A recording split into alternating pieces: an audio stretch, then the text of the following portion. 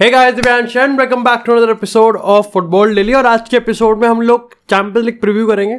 Most of the video में यहाँ पर दो मैचेस पे बात करेंगे हम लोग, रियल मैड्रिड और नेपोली। और हम लोग बात करने वाले हैं यहाँ पर मैनचेस्टर यूनाइटेड और गैलाटासराय। देखो, यूनाइटेड और गैलाटासराय के मैच में मैं इतना एंटिसिपेट नहीं कर रहा था, लेकिन ये मैच बहुत ज़्यादा इंटरेस्टिंग होने वाला है। लेकिन इसी के साथ हम लोग बात करें कल के चेल्सी और फुलम के मैच में, और किस तरीके ने क्रिस्टियानो रोनाल्डो ने एक लोल टीम का लेजिट लोल कर दिया। खैर, सबसे पहले बात करते हैं यहाँ पर मैनचेस्टर यूनाइटेड और गैलाटासराय से हम लोग क्या एक्सपेक्ट कर सकते हैं। देखो, मैंने यहाँ पर ऑफकोर्स गैलाटासराय तो मैं नहीं देखता, लेकिन मैंने यहाँ पर उनके बिट्स और पीसेस और आर्टिकल्स को जो खंगाला, तो मेरे को पता चला कि अगर हम नए मैनेजर्स की बात करें तो 2022 में जिस मैनेजर को यहाँ पर लाया गया था वो बिल्कुल वंडर्स कर रहा है इस पॉइंट ऑफ टाइम पे। और अगर हम यहाँ पर दो तीन चीज़ें हमने जो नोटिस करी हैं, अगर पिछले सीजन से जो कि उनकी विनिंग टीम थी, इस सीजन की अगर हम ट्रांजिशन की बात करें तो गैलाटासराय एक्चुअली में बहुत स्ट्रांग ही हुई है। चाहे हम यहाँ पर बात करें लुकास टोरेरा की, चाहे हम बात करें विल्फ्रेड ज़ाहा की, चाहे हम बात करें यहाँ पर ड्रेस मर्टेंस की, खैर वो पिछले साल भी था। इसके साथ ही हम बात करें अगर यहाँ पर मौरो इकार्डी की, सर्जियो ओलिवेरा की, और इसी के साथ अगर हम यहाँ पर एक दो और प्लेयर्स हैं जो कि, और ऑफकोर्स मुस्लेरा जो कि उनके टाइम का मतलब उनका वो है भाई, वो उनकी टीम का जेम्स मिलनर है भाई।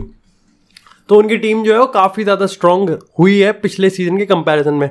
साथ ही यहाँ पर अगर आप उनकी प्ले स्टाइल की बात करोगे ना तो काफ़ी स्ट्रेट फॉरवर्ड है। 4-4-2 में खेलते हैं, लेकिन अटैकिंग में विद पोजीशन 4-2-3-1 सिस्टम खेलना ज़्यादा प्रेफर करते हैं।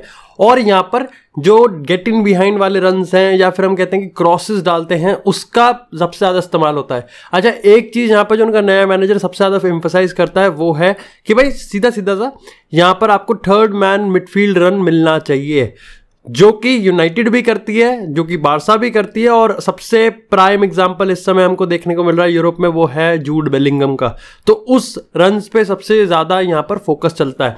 साथ ही यहाँ पर वो जो एक तरीके की टैक्टिक्स और यूज़ करते हैं विद पोजीशन, वो है यहाँ पर मुस्लेरा की बॉल डालना आगे और मेक श्योर करना कि मौरो इकार्डी या तो उसको कुछ उसको कुछ प्रोडक्टिव में कन्वर्ट कर दे, या फिर जो सेकंड बॉल होगी वहां पर गैलाटासराय अपनी फिजिकलिटी और टेक्निकलिटी को यूज करके डुअल्स जीत जाए।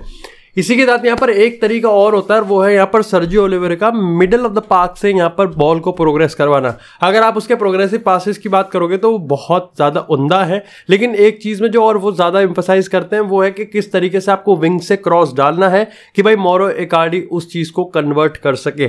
तो ये है पूरा का पूरा गेम प्लान। ये हम एक्सपेक्ट कर सकते हैं गैलाटासराय से। कहाँ पर वो मैनचेस्टर यूनाइटेड को हर्ट कर सकते हैं वो अब तुम्हें इन सारे पॉइंट से पता चल जाएगा। लेकिन अब यूनाइटेड का क्या हाल है? देखो, इस पॉइंट ऑफ टाइम पे गैलाटासराय इतने अच्छे गेम में आ रही है, इतने अच्छे मोमेंटम के साथ आ रही है, लेकिन कोपेनहेगन से 2-2 के ड्रॉ पे वो रुक गए।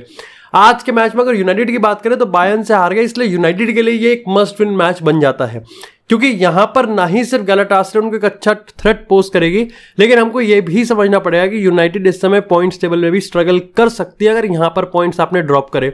अगर यूनाइटेड के प्ले स्टाइल की बात करें तो खैर यूनाइटेड को तो कंसिस्टेंट बेसिस पे हम देखते हुए आ रहे हैं। आज की चीज में अगर हम रेगुलॉन की बात करें तो वो नहीं खेलेगा मोस्ट प्रोबेबली। एंटनी को यहाँ पर कंसिडरेशन रखा गया है, लेकिन शार्पनेस और मोस्ट प्रोबेबली यहाँ पर मेंटल पीस के चक्कर में स्टार्टिंग 11 में उसको भी ना डाला जाए। तो मेरे को लगता है कि यहाँ पर कोई ज्यादा चेंज नहीं होगा, सेम टीम खिलाई जाएगी। ऑफकोर्स अमराबाद लेफ्ट बैक वो वापस से मिडफील्ड में इंटीग्रेट होगा और हम यहाँ पर एक तरीके से शिफ्ट करेंगे। लिसांद्रो नहीं है, हमको यहाँ पर मार्कस राशफोर्ड, रासमस हॉयलैंड, और यहाँ पर हमको रासमस हॉयलैंड सबसे आगे होगा, उसके बाद मार्कस राशफोर्ड होगा, उसके बाद हमको यहाँ पर शायद से मेसन माउंट नंबर 10 वाले रोल में दिख सकता है, और अगर इधर की बात करें तो ब्रूनो फर्नांडिस दिख सकता है। मिडफील्ड की बात करें तो कासिमिरो, और यहाँ पर ठीक है एरिक्सन भी खेल सकता है। मतलब ये टीम यहाँ पर खेल सकती है। अब यहाँ पर दिक्कत क्या हो सकती है? अब काफ़ी लोग यहाँ पर ये कह रहे हैं कि भाई आप हैनिबल मैजबरी को लेके आओ और उससे गेम बनेगा। काफ़ी लोग कह रहे हैं कि आप ब्रूनो को बीच में लेके मेसन माउंट को पीछे लेके आओ और आप फैकुंडो पेलेस्ट्री को डालो या फिर गार्नाचो को डालो। और कुछ लोग यहाँ पर ये भी एक्सपेक्ट करते हैं कि भाई आप मार्कस रैशफोर्ड को ही यहाँ पर नीचे डाल दो और मतलब स्टार्टिंग 11 से हटा दो और फिर आप गार्नाचो को खिलाओ, तब बात बनेगी। क्योंकि मार्कस रैशफोर्ड के जो स्टिंकर्स आ रहे हैं उसके चलते कहीं ना कहीं एरिक टेन हैग को यहाँ पर एक हार्ड लाइन खींचनी पड़ेगी, तभी बात बनेगी।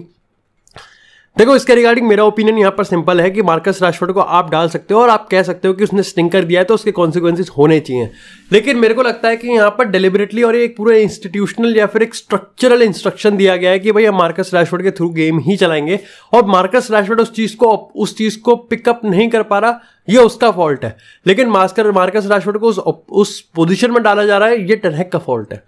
इफ टेन हैग वांट्स कि हम तो बिल्कुल ओवर रिलायंस ही कर देंगे यहाँ पर मार्कस रैशफोर्ड पे, तो ये उसकी खामी है और उस चीज को उसको समझना पड़ेगा कि अब कैसे निपटाना है। अगेन मेरे को लगता है कि यहाँ पर अगर आप गैलाटासराय ऐसी टीम की बात करोगे जो कि अगर हम defence out of position defensive structure की बात करें 4-4-2 में डिफेंड करते हैं, ज्यादा डीप नहीं बैठते, मिड ब्लॉक रखते हैं और एक्टिव पैसिव उनका प्रेस रहता है, ऐसा ही रहता है, मतलब ज्यादा एक्टिव प्रेस भी नहीं करते और ज्यादा पैसिव प्रेस भी नहीं करते।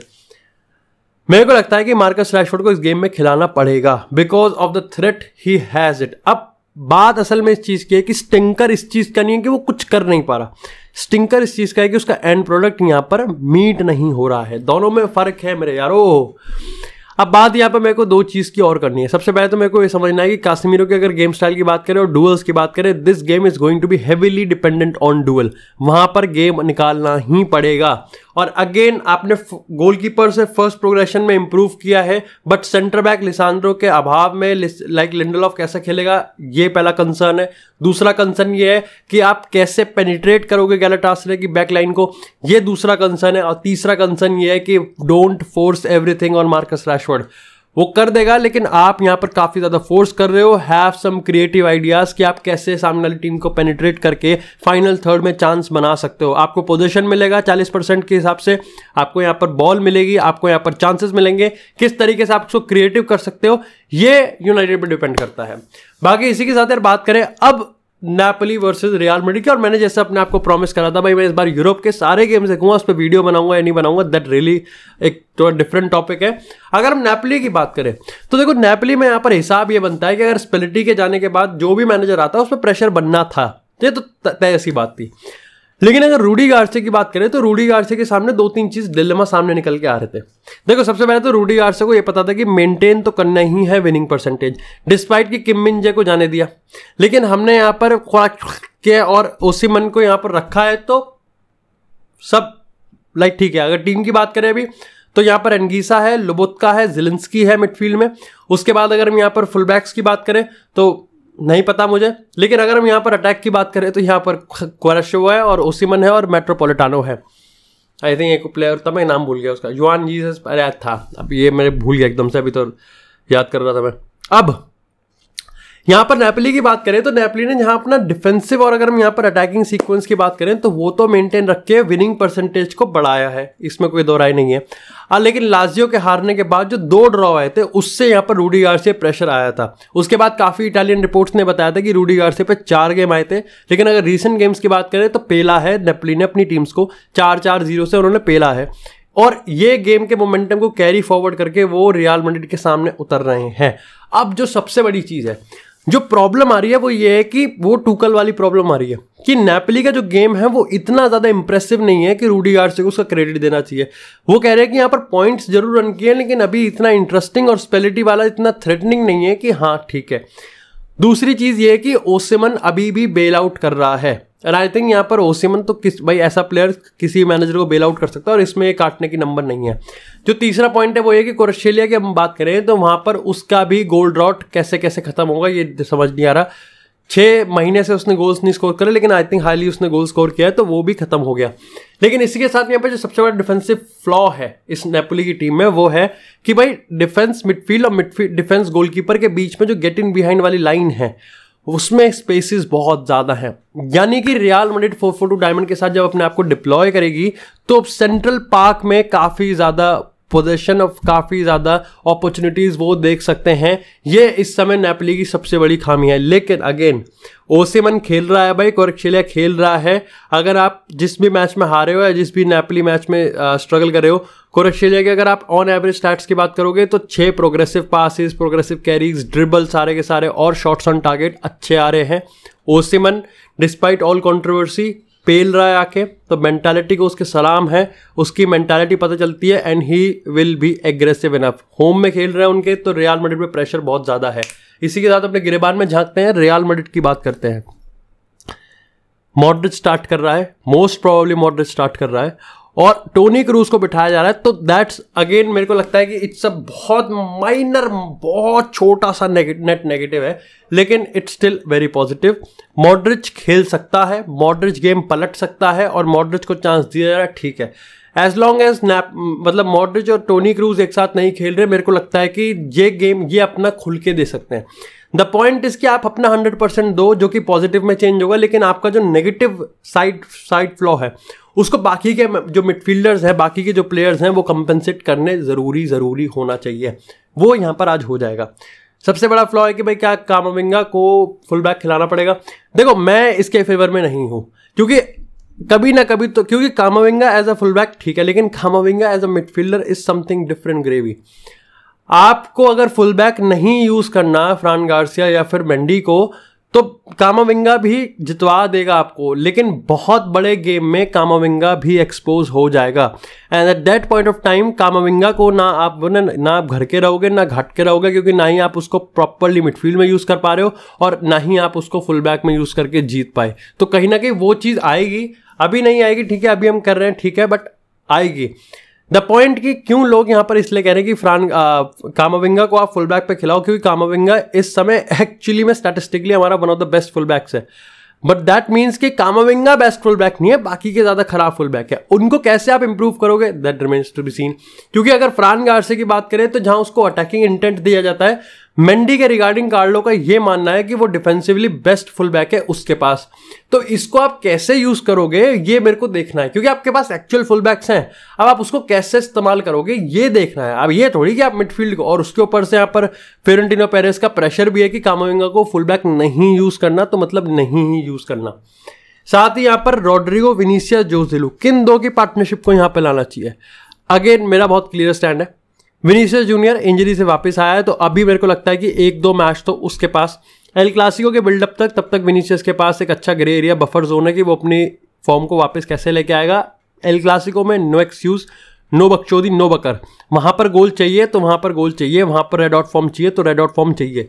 रॉड्रिगो की बात करें, ब्राहिम दियाज की बात करें, दोनों ने इतना नहीं किया कि वो जोसेलू को उसके डिजर्व्ड और अर्न्ड स्पॉट से हटा दे। जोसेलू ने, ठीक है, मजाक मस्ती बहुत अलग है। जोसेलू अपार्ट फ्रॉम यहाँ पर बेलिंगम की बात करें, he is scoring goals and he is contributing. Restricted style है, रिस्ट्रिक्टेड प्रोफाइल है, बट जैसा भी है हम उसको इस्तेमाल कर पा रहे हैं। और एटलीस्ट रिस्ट्रिक्टेड है तो बाकी के जो दो है, रॉड्रिगो की और ब्राहिम दियाज की हम बात करें, तो उन्होंने ऐसा कुछ नहीं किया है कि यहाँ पर वो उस स्टार्टिंग 11 के स्पॉट को डिजर्व कर सके। बेलिंगम यहाँ पर नंबर 10 होगा। इसी के साथ यहाँ पर हम लोग चुआमेनी, वाल्वर्दे और मॉड्रिच के साथ खेलने वाले हैं। Tchouameni number 6 is absolutely explosive, absolutely revelation, मजा आ जाएगा। बैकलाइन पे आ जाते हैं। मेरे को लगता है कि यहाँ पर फ्रान गार्सिया खेलेगा। फ्रान गार्सिया, नाचो, रोडिगर और यहाँ पर कारवाहल खेलने वाला है। एंड आई थिंक सो कि केपा के लिए भी एक बड़ी चीज़ है, क्योंकि Osimhen is good in aerial threats. यहाँ पर किस तरीके से आपको सबसे पहले गोल कंसीड नहीं करना, ये पहला ऑब्जेक्टिव है पहले 15 मिनट में।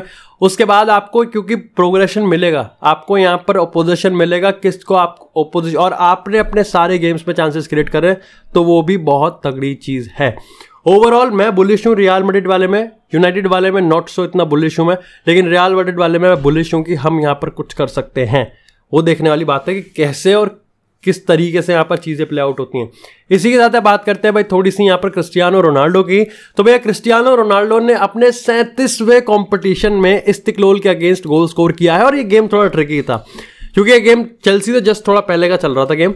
तो यहाँ पर भाई सबसे पहले तो अगर अल सैक्सी नसर की बात करें, despite they were like dominating the position, वो एक डिफॉल्ट मोड पे था कि यहाँ पर इस्तिक्लोल ने आउट ऑफ नोवेयर एक गोल स्कोर कर दिया, लेकिन उसके बाद यहाँ पर जो हाफ टाइम के एंड में आया तो वो एक मोमेंटम पूरी तरीके से शिफ्ट हो गया।